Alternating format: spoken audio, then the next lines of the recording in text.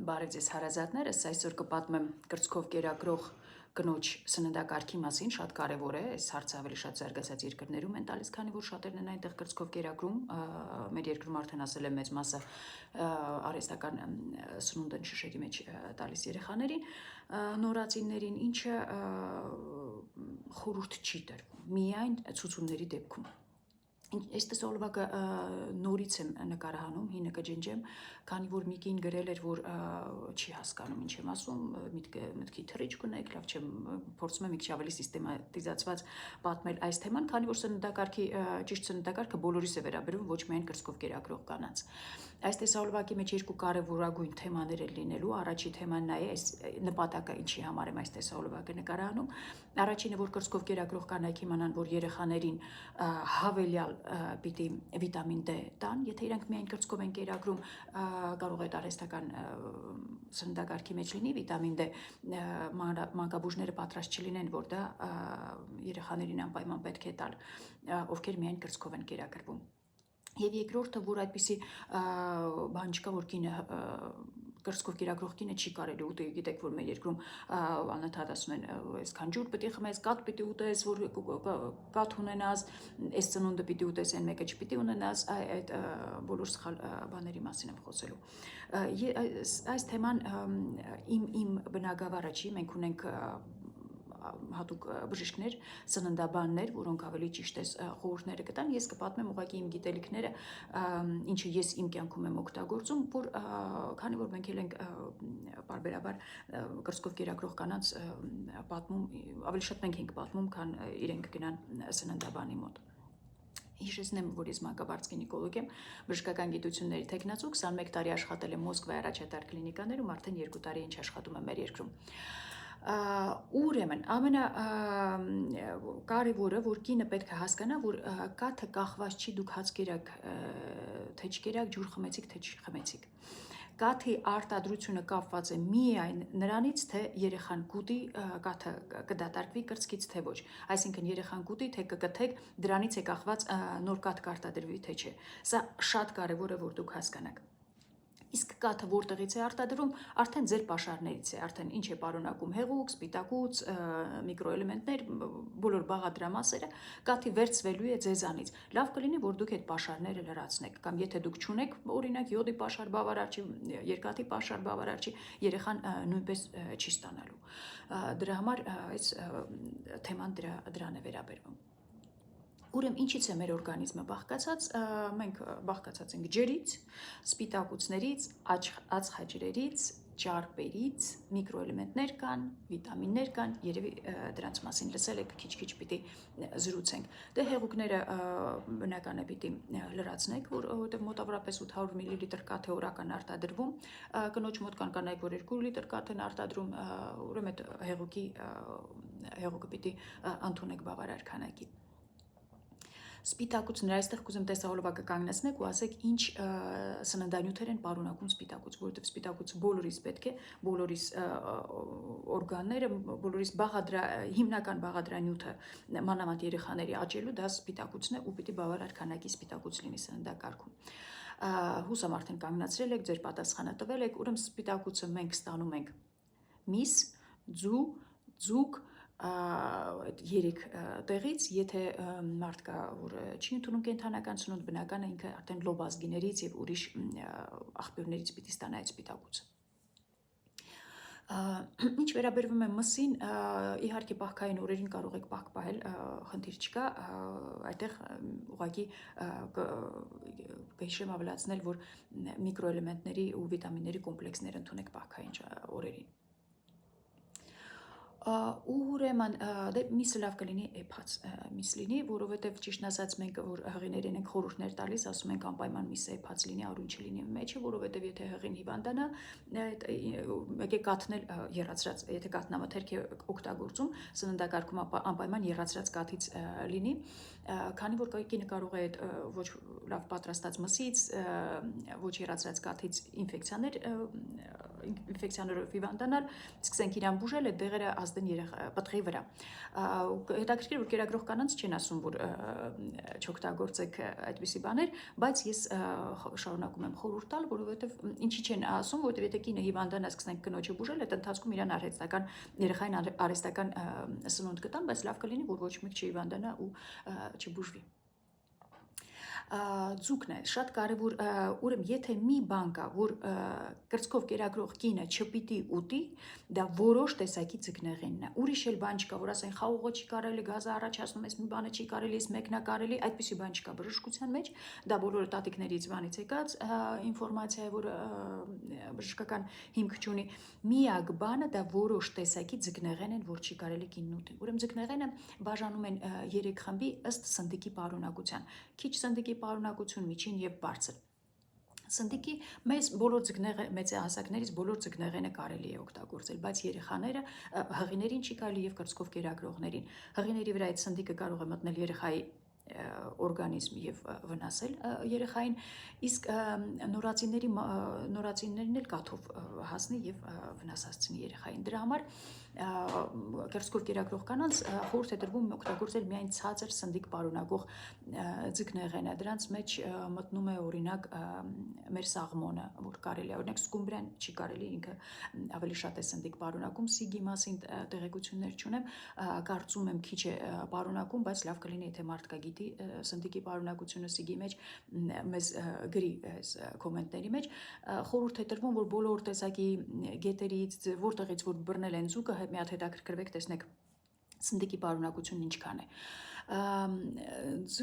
Ձկան միջոցով, դե ձուկը բացի որ սպիտակուցի աղբյուր է, նա ձկան միջոցով մենք նաև ստանում ենք վիտամին D եւ օմեգա 3, լսել եք դրա մասին, մի քիչ դրա մասին ավելի վերջում կպատմեմ, ու որ բավարար քանակի վիտամին D ստանա կինը միայն առանց վիտամին, հավելյալ վիտամիններ ընդունելու սննդի միջոցով, ինքը պետք եւ օմեգա 3 ստանա, պետք է շաբաթական 3 անգամ 120 գրամ, մոտավորապես 120 գրամ ձուկ ուտի։ Ու եթե կին ուտում է, այլ արդեն այդքան օգտագործում, այլ արդեն հավելյալ վիտամին D խմելու, օմեգա 3 ընդունելու կարիքը չկա։ Ձկնեղենից այսքանը երևի,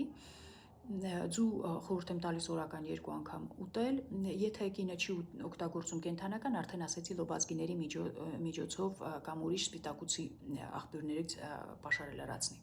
Ինչ վերաբերում է ածխաջրերին, դրա մասին երևի չխոսեմ, որտեղ ինչ ուտում ենք դրանց մեջ ածխաջրեր կան, ու լավ կլինի հնարավորինս քիչ, դա բոլորիս է վերաբերվում, որ չչաղանանք, քիչ շաքար պարունակող, հնարավորինս արհեստական շաքար պարունակող, մորեղեններ, ալուր պարունակող հեռու մնալ, եթե հնարավոր է, եթե ցանկություն կա, կարող եք ուտել, եթե հացն եք ուզում որոշել, որ հաց ուտեք, իհարկե բնական է սևալուրով պատրաստած հաց, քանի որ հավելյալ վիտամիններ կան, վիտամին B խմբի։ Ճարպերը, քանի որ ես սննդաբան չեմ, ես չգիտեմ, որ կոնկրետ որ ճարպերն են պետք, ես իմ ռացիոնի մեջ աշխատում եմ մի քիչ կարագ եւ մի քիչ զեյթունի ձեթ լինի, եթե պահքային օր է, ուրեմն միայն զեյթունի ձեթ իհարկե։ Ճարպերը շատ կարևոր են, քանի որ դրանք եւ նյարդային համակարգ է, բոլոր օրգաններում ունենք ճարպերը բաղադրիչներից են, ել չեմ ասում, որ կան վիտամիններ, որ միայն ճարպերի ներկայությամբ են ներծծվում, դրա համար կարևոր են շատ։ Ուրեմն երևի անցնեմ արդեն միկրոէլեմենտներին, ինչ միկրոէլեմենտներ գիտեք, կուզեմ այստեղ նորից տեսահոլովակը կանգնեցնեք, այդ հարցին պատասխանեք։ Մենք ունենք ուրեմն կալցիում, յոդ, երկաթ, շատ կան միկրոէլեմենտներ, իհարկե ամբողջ Մենդելեևի աղյուսակ, բայց ես կարևորագույնների մասին եմ պատմելու։ Ուրեմն կալցիումի պաշարը շատ կարևոր է, որ կինը լրացնի իր օրգանիզմում։ Կալցիումի պաշարը լրացնում ենք կաթնամթերքով։ Ինչ կաթնամթերք սիրում եք, մածուն, կաթնաշոր, պանիր, ինչ ուզում եք, միայն թե կալցիում մտնի օրգանիզմ, պիտի իմանաք, որ օրական 1 գրամ կալցիում է պետք։ Հետաքրքիր է, որ այս կրծքով կերակրելու ժամանակ կալցիումը ոսկրերից դուրս է մղվում, քանի որ քիչ էստրոգենային էտապ է կնոջ օրգանիզմում, էստրոգենի քանակը նվազած է, ոչ այնքան է նվազած, ինչպես դաշտանադադարում, երբ որ մեծ է ռիսկը օստեոպարոզի, որ ոսկրերի կոտրվածքների, բայց համեմատաբար քիչ է էստրոգենի քանակը, դրա համար կալցիումը մղվում է դուրս ոսկրերից, դրա համար կալցիումի պաշարները պետք է լրացվեն անպայման, կալցիումի եւ վիտամին D։ Ու եթե սննդակարգով է, իհարկե սննդակարգով, ուղղակի մի հատ նայեք, տեսնեք ճիշտ բավարար քանակի ուտում եք, թե չէ, գիտեմ, որ քունջուտի մեջ է պարունակում բավարար քանակի կալցի, ճիշտ սննդակարգ այնպես ձևավորեք, որ համ դուք առողջ լինեք, համ երեխան, որովհետև երեխաներ եք պահում, մեծացնում, սկզբից որ ճիշտ դրվածքը դնեք, արդեն ձեզ հեշտ է լինելու ճիշտ սննդանյութեր ընտրել։ Յոդն է շատ կարևոր, եթե մի բան կա, որ անպայման հղիներին, կրծքով կերակրողներին եւ հղիներին ավելացնում ենք սննդակարգում, դա յոդն է։ Մեզ մեծահասակներից օրինակ 150 միկրոգրամ յոդ է պետք մեր առօրյայում, որը մենք պիտի ստանանք անպայման աղը պիտի լինի յոդացված։ Սա բոլորիս է վերաբերվում, որ բավարար քանակի ստանանք աղի միջոցով։ Բայց հղիներին եւ կրծքով կերակրողների մոտ կրկնակի պահանջ կա յոդի, դրա համար հավելյալ իրենց նշանակում ենք 150 միկրոգրամ կալի յոդ։ Բոլոր երկրներում ընդունված խորհուրդ է։ Երկաթի կարիքները քչանում են կրծքով կերակրելու ժամանակ, քանի որ դաշտան չկա, եթե կինը միջև այդ սակավարունություն չի ունեցել, կարող ենք հավելյալ ոչ մի բան չանել այդ ուղղությամբ։ Անցնեմ երևի վիտամինների, վիտամինները երևի լսել եք A, B, C, D, E կա, ուրեմն վիտամինները լինում են վիտամինները վիտամիններն ու միկրոէլեմենտները ինչերը որտեղից ենք ստանում, իհարկե եւ կենդանական սնունդից եւ մեծ մասը ստանում ենք մրգերից ու բանջարեղեններից։ Դրա համար ռացիոնը պիտի բավարար քանակի մրգեր, կանաչիներ, բանջարեղեն, հնարավորինս խայտաբղետ, որ տարբեր տիպի վիտամիններ ստանա կինը։ Բացի վիտամիններից, միկրոէլեմենտներից, այստեղ նաև կան շատ մանրաթելեր, որոնք օգնում են աղիները ճիշտ գործել, վատնյութերը չեն թողում ներծծվեն, կարևոր է դրանց քանակը բավարար լինի։ Մեկ վայրկյան տեսնեմ, ինչ կուզեի ավելացնել։ Սուրճից են հարցնում ինչքան կարելի է, 2-3 բաժակ կարելի է սուրճ օգտագործել կրծքով կերակրելու ժամանակ, բայց կան երեխաներ, որ անգամ քիչ քանակի սուրճից անքնություն ունեն, գրգռվածություն ունեն, բան արդեն կինը պիտի քչացնի, արդեն 5-6 ամսական երեխայի երիկամները այնպես են աշխատում, որ կարողանում են սուրճը հանել արագ օրգանիզմից իրենց չվնասի։ Իհարկե ոչ մի գրամ ալկոհոլ չի կարելի, ծխախոտն է իջեցնում կաթի քանակը, ծխախոտի օգտագործելը, եթե հնարավոր է դրանք հանել, եթե կինը ալկոհոլ է ընդունել, օրինակ մի սրվակ ալկոհոլ, դրանից հետո 2 ժամ չի կարելի կերակրել։ Ամեն հավելյալ սրվակից ավելյալ 2 ժամ չպիտի կերակրի, օրինակ եթե 3 բաժակ ալկոհոլ է ընդունել, 6 ժամ չպիտի կրծքով կերակրի։ Իհարկե կարող է նյարդային համակարգը վնասել երեխայի։ Ալկոհոլը, սահմանափակումներ, ուրեմն արդեն ասեցի, որ կան տատիկների, պապիկներից եկած, որ այս սա չուտես, այս չուտես, որ երեխան գազեր չունենա, այս չունենա, չկա ոչ մի սահմանափակում, բացի միջին եւ բարձր սնդիկ պարունակող ձկնեղեններից, սա շատ կարևոր է։ Երկրորդ սահմանափակումը դա երեխաների ալերգիան է, եթե կինը մի նոր բան կերավ ու տեսնում է երեխայի մոտ ալերգիա է, պիտի հանի այդ իր սննդակարգից, որ երեխայի մոտ ալերգիա չլինի։ Եթե տեսնում եք, որ չհասկացաք ինչից է, ուրեմն պիտի ամբողջ սննդակարգը բան չուտեք, մի քանի ժամ բան չուտեք, եթե միայն հեղուկներ ընդունեք, եթե տեսնում եք չեք դիմանում, սկսում եք այն սննդամթերքներից, որոնք շատ քիչ է հավանականությունը, որ կարող է ալերգիա առաջացնեն, օրինակ կարտոֆիլ, լավաշ եւ այլն, որ քիչ-քիչ ավելացնեք ու տեսնեք ինչից է կոնկրետ երեխայի մոտ ալերգիան, որ դա ձեր սննդակարգից հանեք։ Եվ երրորդ խումբը դա նաև, որոնց չի կարելի ընդհանրապես կրծքով կերակրել, դա այն երեխաներին, ովքեր անտանելիություն ունեն կաթի սպիտակուցի, դե բնական է դրանք երեխաները արդեն մնում են արհեստական սնունդ օգտագործելու վրա։ Կան երեխաներ իհարկե ունեն ֆենիլկետոնուրիա, ուրիշ ժառանգական հիվանդություններ կամ ուրիշ հիվանդություններ, որոնց դեպքում կան ուրիշ արդեն մանկաբույժները համապատասխան խորհուրդները կտան։ Ուրեմն ամենակարևոր բանը, ինչի համար այս տեսահոլովակը նկարահանում եմ, դա որ երեխան կրծքով կերակրվի, կրծքով կերակրող երեխաները չեն ստանում վիտամին K եւ վիտամին D, բավարար քանակի։ Դրա համար բոլոր նորածիններին ծնվելուց հետո անմիջապես անում ենք վիտամին K, ինչի որ երեխան արյունահոսություններ չունենա, քանի որ բոլոր այդ արյան մակարդելության համակարգը ակտիվանում է վիտամին K-ի ներկայությամբ։ Մեր երկրում էլ է դա արվում, ի տարբերություն զարգացած երկրների, մեր երկրում ոչ բոլոր ծննդկաններին են զգուշացնում, որ երեխային այդպիսի սրսկում են արել, ուրեմն զարգացած երկրներում ամեն մի միջամտությունը երեխայի պիտի մոր կողմից գրավոր համաձայնություն ստացած լինի, որ վիտամին K, որտեղ ես հիշում եմ, որ ես ծննդատներում կային կանայք, որ ժամանակ էի կորցնում, որ պատմեի ինչի է պետք վիտամին K անել։ Մեր երկրում, քանի որ ոչ մի թույլտվություն չի հարցնում, դրա համար դրա կարիքը չկա, բայց շատ կարևոր է, որ կնոջը բացատրենք, որ այսպիսի խնդիր կա, որ լավ կլինի, որ մենք սա այս վիտամին K-ն շատ լավ կլինի, որ անենք։ Երկրորդը դա շատ կարևոր է, որ վիտամին D-ն բավարար քանակի չի ստանում երեխան կաթից, եթե միայն կրծքով է կերակրվում։ Դրա համար կրծքով կերակրվող երեխաները անպայման պիտի ստանան վիտամին D, իհարկե մանկաբուժի հետ խորհրդակցելով դոզան ճիշտ ստանալով։ Ինչ վերաբերվում է կնոջ կրծքով կերակրող կնոջ վիտամին D-ի եւ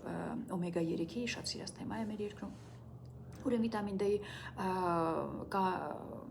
կարիքը նույնն է մնում ինչ հղիների եւ ոչ հղիների մոտ, կրծքով կերակրողների նույնպես 600 միջազգային միավոր օրական մենք պիտի վիտամին D ստանանք, արդեն ասեցի ինչպես է դա ձկնեղենի միջոցով ստանում, հավելյալ տեսահոլվակներ ունեն, որ կան երկրներ, որ արդեն կաթ են օգտագործում մեջի վիտամին D բավարար քանակի եւ այլն, դրա չեմ ուզում անդրադառնամ, պիտի իմանաք, որ վիտամին D հասկանաք, եթե չեք ընդունում, արևի տակ չեք լինում, ուրեմն վիտամին D-ն պիտի ընդունեք հավելյալ։ Ինչ վերաբերում է օմեգա 3-ին, 200-300 միլիգրամ օմեգա 3 բոլորս պիտի ստանանք մեր սննդակարգի միջոցով, նույնպես ստանում ենք այդ 2-3 անգամ շաբաթական ձկնեղեն ուտելով։ Եթե չեք ուտում, իհարկե խորհուրդ է տրվում հավելյալ օգտագործել։ Ինչ վերաբերում է այդ օմեգա 3-ին, չկան ապացույցներ, որ այն կանայք, ովքեր հղիության կրծքով կերակրելու ժամանակ օմեգա 3 են ընդունել, իրենց երեխաները ավելի լավ են սովորում, IQ-ները բարձր է, քան այն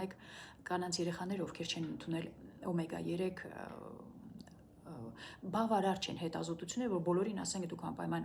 օգտագործեք, որ երեխայի գլխուղեղը նորմալ աշխատի, ուղղակի այս ինֆորմացիան ունենաք, արդեն դուք ձեր ռացիոնը ճիշտ ձևավորվեք, իմանաք, որ ձկնեղենը կարևոր է շաբաթական ուտելու դեպքում։ Եթե ձուկ եք կերել, որ չգիտեք ինչ քանակի սնդիկ է պարունակում, ուրեմն մի կտոր ձկով այդ շաբաթ պիտի բավարարվեք, հավելյալ չուտեք, որովհետև կարող է սնդիկի քանակը շատ լինել։ Մի հատ էլ ճշտեմ, կարծում եմ այսքանը հուսամուխտակար է, մեծ հույսերով կհանդիպենք նորից, բարի օր բոլորիդ։